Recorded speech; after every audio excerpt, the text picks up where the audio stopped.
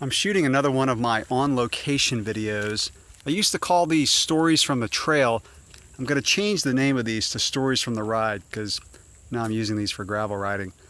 I have a business trip in Charleston, South Carolina this week, and I planned a route in the Osceola National Forest, which is just east of Lake City. And it's a place I've never been before. And this is why I love gravel riding.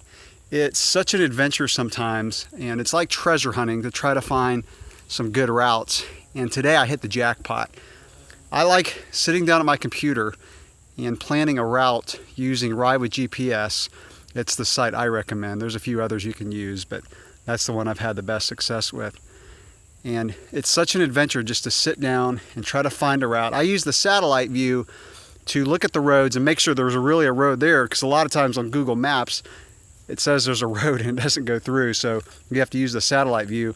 I also use the satellite view to drill in and see if I can see a gate on the map. A lot of times, especially in these forests, you can come to a place where there's a gate and you really can't or shouldn't go through.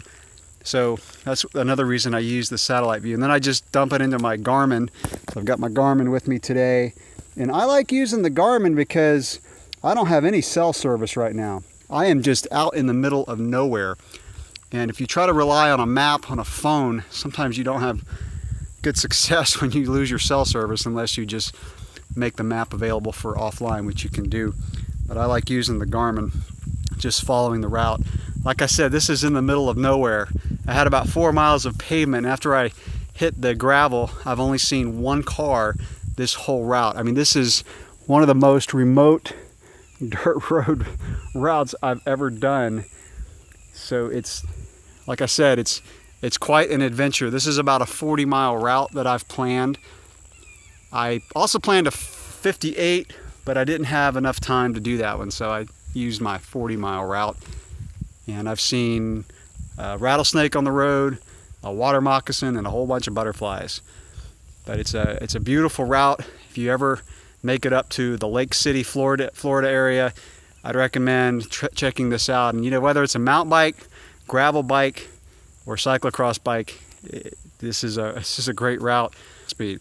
This one has been just pancake flat, but every road that I've done has gone through. Sometimes I plan these routes where you hit a lot of blockades, dead ends, whatever, and you got to reroute. That's when it helps to use your phone. You can use your phone to look at your route, where you've been, and kind of reroute. So if you can get a cell service, that's a good thing to do. But if you like this video, if you like this kind of content, leave me a thumbs up if you don't mind, so I know to keep posting these kind of videos.